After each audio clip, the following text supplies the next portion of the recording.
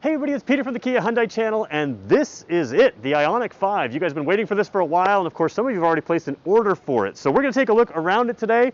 First things first, we all know about the parametric lights down here. Very cool look. They kind of like inset in real life. The other cool thing that you don't see in all the pictures is just a lot of detailing around here. A lot of little lines in the grille here. You've got the parking sensors out front here as well. Very clean, smooth look. Hyundai logo is raised right here. Looks nice and sharp. And kind of a cool paint color, a little bit of a metallic, this green color, a little bit of metallic again, shows up nicely at the show here. We're gonna come all the way around to the driver's side now.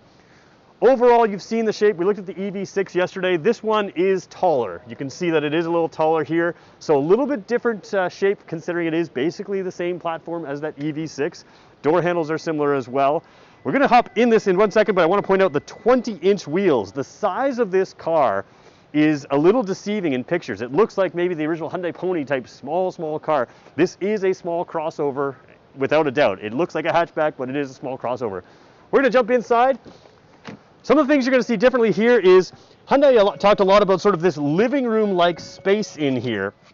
And we're gonna have a little bit of dinging in here. You might hear that because they've got it half powered up and half not powered up. And we'll leave the door open for now. Pat wasn't sure. In this sort of living room type space, I'm gonna get a look at the seat here. You've got the ability to extend this out. Now this is useful because when you're sitting there charging, you can kind of sit back and relax. Of course, this car can do 5 minutes or 18 minutes of charge, can get quite a bit of charge. I think it's like 0 to 80% if you have the right type of charging network. So really good there. Get a bit more of a living room type feel to the seat. Very, very comfortable. Probably a little less sporty overall feel. This one does have memory seats. I'm gonna get Pat to look at the door here. The headlight design is kind of echoed here on the trim here. And again, nice, really soft touch, even soft touch up here where I like to put my arm when I'm riding, and a nice broad sill there. This one's the Bose audio, a little tweeter up here as well. Cool little detail right here. Little fabric looking thing, kind of looks maybe like a speaker grill might have looked. This is magnetic. You can put a little picture of your kids up there or a picture of your car or whatever else, maybe your dogs, whatever you like. Left side, typical Hyundai stuff. You got your electronic parking brake over here. And that's kind of necessary because you have much less of a grille. I'm gonna grab the camera from Pat for just 1 second here. As we take a look inside here, you can see the dash overall, but I want to start with the center here. The center console is really what's going to stick out because essentially there is none. You have a flat floor here, and that's going to make for a really unique experience, much more retro into the design, but on the outside, but also retro in the feel in here. Overall, large cup holders right there, 2 USB ports, a wireless charging port, your phone slides right underneath there, and lots of space underneath here, underneath the armrest there as well. Armrest comes right up here. It is an opening armrest, and if I can do it with my left hand here, there you go. A bit of an open spot there. Now, taking a look up at the dash, as we take a look up there, climate control center. Again, this car is just sort of powered for the show, so bear with me if it doesn't look like it would look in real life. You have this area lit here. It's a dual zone climate control. We haven't got full power to this system, so you would see a display in there showing that. You do have your radio controls just above that, so separate tuning there. Volume knob, you guys all like the volume knobs. And then of course the large display screens. Now again, this car is not fully powered up the way it normally be. I went to the settings menu. You can't see everything, and that's okay. We'll take a look at that as it comes to our dealerships and we take a full look at it. Quiet mode's in here. You still have sounds of nature. My favorite feature right there, 12.3-inch display screen there. And again, a 12.3-inch display screen over here. So typical Hyundai type stuff. The other thing I want to talk about is the regeneration paddles on this vehicle. So you have several versions of regeneration. You have 4 different versions of regeneration. So you can set it up right from a paddle shift from 0, 1, 2, 3, 0, 1, 2, or 3 regeneration. I bet you there's a 5th level. If we hold this down, that'll actually hold it, set it up to completely stop. So basically 1 pedal driving is very available to you in this car. The other thing that's kind of cool is when you hold this paddle down, you can activate the auto regeneration, which is usually in a menu in something like the Kona right now that you have to set up over here, but you can just hold this pedal over here or this paddle over here and turn on that auto regeneration. So a lot of flexibility with how the regeneration works. You do have a heads-up display up there and a nice sort of situation. One thing that people are going to have to get used to is because you have this open section over here, you do have a gear shift, kind of a column shift type style, but it's lower down in here. So again, a little bit different there. I'll try to get another view of it over here. Sort of that column shift, park on the end, push the P there to park, and column shift style. Over here, an interesting thing as well, they've gone away from the buttons to more of a touchscreen style situation. So no physical buttons here. for your smart cruise, your lane follow assist, and of course you have your radio buttons here. So everything's still the same. The up-down switches are tactile, but around them is just a touch situation. Drive modes here are right on the steering wheel, which is a really nice location. And just kind of a cool look to everything, very retro. I'm gonna give the camera back to Pat now as we come out. Don't know if I mentioned they are powered seats. Sorry for our camera work, I turned it away from the vehicle.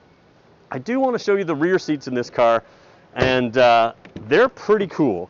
So again, living room style feel in here. I didn't point out on the other door, but the whole armrest here, I'm gonna get Pat to come around. You do have some ambient lighting in here, but instead of having a handle somewhere or a small handle here, the entire armrest is sort of that handle there, which is kind of cool. You got the ambient lighting down here. Seating position is very good. You can see my legs are on the seat. I've got lots and lots of headroom here with the panoramic roof above us. A single panel of glass above us, so big panoramic roof, and it does have a closing cover there as well. In the doors here, you have the typical window shades that we do in a lot of our SUVs, and again, this is an SUV. One thing I want to show you that's pretty cool about this seat is I can move it uncomfortably forward. Like I can move it much further than this, so you can create a lot of extra luggage space. We'll leave it full forward in a second, but I can also bring it all the way back and recline quite a ways back. So again, very SUV-like in here, very living room-like. They're gonna have more of that, and when we do our video of the 7 concept car, you're gonna see that living room type feel as a concept. Overall, 2 ports down here, 2 USB ports. You have the pockets in the back of the seats, plastic back seats, which I like. This was a cloth back and plastic, even though the front seating surface is a leather type surface. It is probably a vegan leather. I haven't memorized that, but that's what they're tending to lean towards with their environmental sustainability type process. Overall in the trunk, again, very hatchbacky type look here. Pop it open here if I do it correctly. You can see the lights light up there, again, echoing the front look. You've got a cargo cover here. It is set a long ways back from the seats, and that is because you can really recline those seats. Let's move that seat all the way forward for a second like I said I was going to, and you'll see you can create, so that's where it locks in. I would still fit there. You can create a lot of space here. So this probably comes out, and we're gonna break the rules and take it out for a second here. There we go.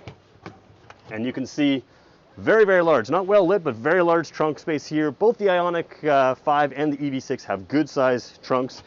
And down here, not a whole lot of underfloor storage here, but you could put your level 1 charger in the side here, and you'll have what you need. If you want to see underneath the hood, we'll show you that in just a second. There is a small frunk in this one. All-wheel drive vehicles are going to have a small frunk. Over here, remember, these vehicles are capable of vehicle to load. So you can sit there and take this, and you can put a plug in here, and you have the ability to take some charge off of this vehicle to power an electronic device, like a full powered device, not a little type plug that you see in something like the Santa Cruz, which is sitting behind us, which is more for low power devices. You can power significant things with this, and got a little house here in the display. Overall, here's the shape of it. That's the look. We're going to pop the hood, show you that, and then we'll wrap up this video. Underneath the hood, it pops just like a traditional hood. One thing that's cool is we showed you on the EV6 video that we have already. You can sort of see along the side here, as we pop the hood, there's no traditional hood line up here. So they've got a nice smooth look right down to here, kind of minimizes the lines on the car. Taking a look underneath. They are gas strut assisted, which you will need because you're going to use this, again, place for a charge spot, sort of a temporary use kind of thing, not a ton of space because they got that all-wheel drive right there. So very smart design. We're so looking forward to seeing this vehicle. And again, Canadian models we know a little bit about. You can see our channel for more information on that. We're going to cover this in detail. We're not just a review channel. If you're interested in this car or any of the new EVs from Kia or Hyundai, we will be following them in depth more than anybody on this channel. So feel free to hit the subscribe button. You can like this video as well. And if you have questions or comments, let us know in the comment section. I'll do my best to answer them. And when I don't know the answer, we're going to go find those out as well. Thanks everybody for watching. It's been fun. Here we are at the LA Auto Show.